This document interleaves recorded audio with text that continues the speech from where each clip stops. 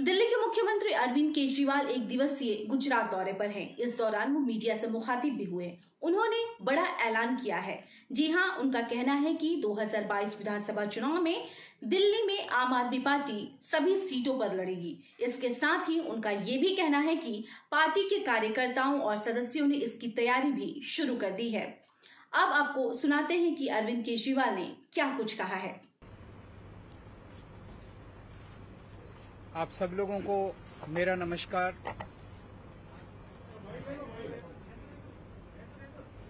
आप सब हेलो आप सबको मेरा नमस्कार। मंच पे मौजूद यशुदान भाई, गोपाल भाई, मनोज भाई, गुलाब जी और मीडिया के सभी साथीगण, सबसे पहले मैं आपको एक छोटा सा किस्सा सुनाना चाहता हूं। आज सुबह सुबह मैं दिल्ली से अहमदाबाद आया। अहमदाबाद एयरपोर्ट से जब बाहर निकल रहा था तो एक कर्मचारी ने मुझे रोका। कहता है, सर सेल्फी खिंचवानी है आपके साथ। सो उन्होंने सेल्फी खिंचवाई। फिर मुझसे पूछा कैसे आना हुआ। मैंने कहा यशुदान जी आम आदमी पार्टी ज्वाइन कर रहे हैं। कहता है अच्छा। वो कहता है यशुदान तो गुजरात का केजरीवाल है। तो यशुदान जी, गुजरात की जनता आपको बहुत प्यार करती है, आपको हीरो के रूप में देखती है। गुजरात के लोगों ने आजादी के लड़ाई में बहुत अहम भूमिका निभाई। देश के सबसे बड़े नेता गुजरात की धरती ने दिए, और केवल नेता नहीं दिए, आम लोगों ने भी आजादी की लड़ाई में बड़ी बड़ी शहादतें और कुर्बानियां दी। देश आजाद हुआ, पूरा देश रियासतों में बटा हुआ था। फिर सरदार पटेल ने बीड़ा उठाया कि देश को एक करना है। रात दिन 24 घंटे मेहनत करके उन्होंने पूरे देश को इकट्ठा किया। उसके बाद क्या हुआ? पिछले 75 साल अधिकांश कांग्रेस और बीजेपी की सत्ता की कहानी है, और आज गुजरात की जो हालत है वो बीजेपी और कांग्रेस की सरकारों की कारस्तानी है। पिछले 27 साल से गुजरात में एक ही पार्टी की सरकार है, लेकिन पिछले 27 साल इन दोनों पार्टियों के गठजोड़ की कहानी है, दोनों पार्टियों की दोस्ती की कहानी है। कहते हैं, मुझे नहीं पता, आपको तो ज्यादा पता होगा, कि कांग्रेस बीजेपी की जेब में है। जब जब बीजेपी को जरूरत होती है तो माल कांग्रेस सप्लाई करती है। ऐसे कैसे चलेगा? गुजरात के कौन सुध लेगा? आज गुजरात के किसान आत्महत्या कर रहे हैं 75 साल के बाद। गुजरात के सरकारी स्कूलों की बुरी हालत है, गुजरात के सरकारी अस्पतालों की बुरी हालत है। गुजरात के व्यापारी डरे हुए हैं।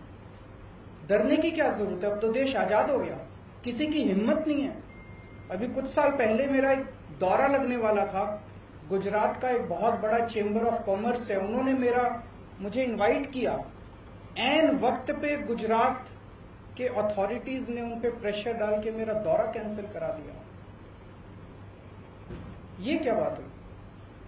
गुजरात के व्यापारी डरे हुए, और पिछले 1 साल के अंदर कोरोना काल के दौरान जिस तरह से गुजरात को अनाथ छोड़ दिया गया, ऐसे लगा जैसे गुजरात के लोगों की सुध लेने वाला कोई नहीं है, गुजरात के लोगों का ख्याल रखने वाला कोई नहीं है। ऐसे हालात के अंदर यशोदान गढ़वी जी ने जो निर्णय लिया राजनीति में आने का, मैं यशोदान जी को तहे दिल से बहुत बहुत बधाई देता हूं। उनको क्या जरूरत पड़ी थी? जब किसी का कैरियर खत्म हो जाता है, जब किसी को कोई पूछने वाला नहीं होता, तब अगर कोई छोड़ छाड़ के राजनीति में आए तो समझ में आता है। लेकिन अगर कोई अपनी कैरियर की पीक पे अपने कैरियर को लात मार के राजनीति के अंदर आए तो वो गुजरात की जनता के लिए आ रहा है। पिछले कुछ सालों से यशोदान जी अपने टीवी चैनल के और अपने कार्यक्रम के जरिए एक एक आम गुजराती की आवाज बने हुए थे, उनकी आवाज उठाते थे। लोग उनके साथ अपने आप को रिलेट करते हैं। आज गुजरात का हर व्यक्ति यशोदान जी के साथ रिलेट करता है।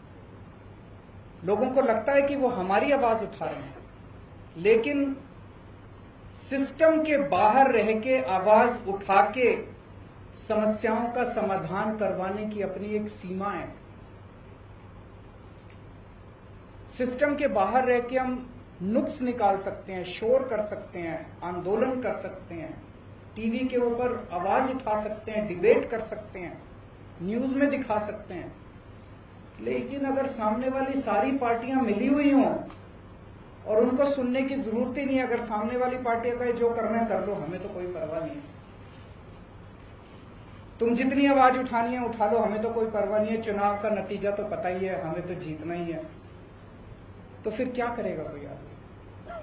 तो इन्होंने तय किया कि अब सिस्टम के अंदर जाके, कीचड़ के अंदर उतर के कीचड़ को साफ करना पड़ेगा। मैं समझता हूं कि ये इनका बहुत बड़ा त्याग है।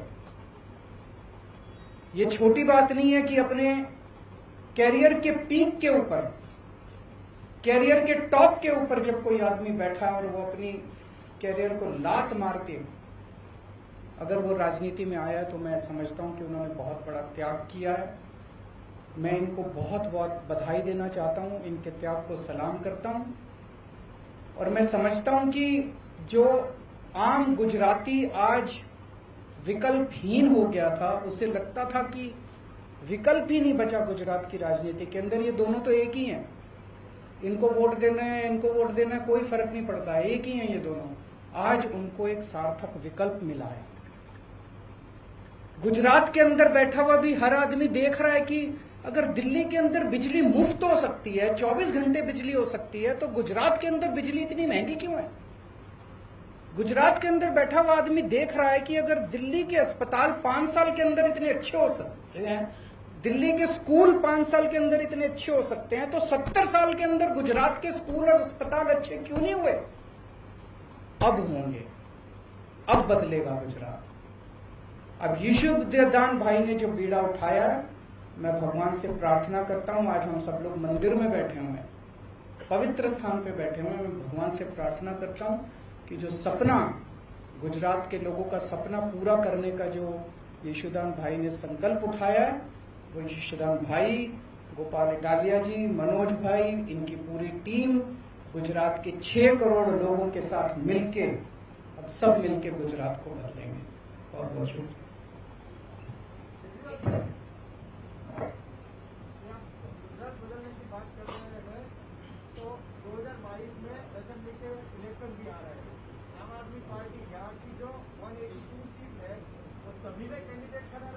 सभी में कैंडिडेट खड़ा करेंगे। क्या रणनीति क्या है? बताएंगे, अभी तो शुरुआत है। आज लोग मुद्दे जनता तय कर रही है। आज युवा बेरोजगार है। क्यों बेरोजगार है? आज गुजरात के युवाओं को रोजगार क्यों नहीं मिल रहा?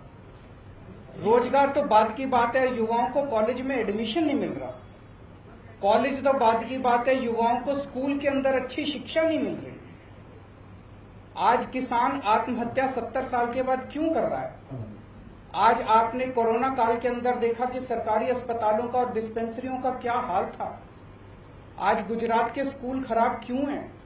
गुजरात के व्यापारी नाराज क्यों हैं? कोई भी तबका आप उठा लीजिए, मोटे मोटे तौर पे गुजरात की राजनीति खराब है, क्योंकि ये दोनों पार्टियां मिली हुई हैं, दोनों ने तय कर लिया मिलके चुनाव लड़ेंगे, और जब दोनों मिलके चुनाव लड़ते हैं तो उनको जनता की सुनने की जरूरत ही नहीं है। वो कहते हैं जनता जाए भाड़ में, हमारी तो चुनाव का नतीजा तो तय है।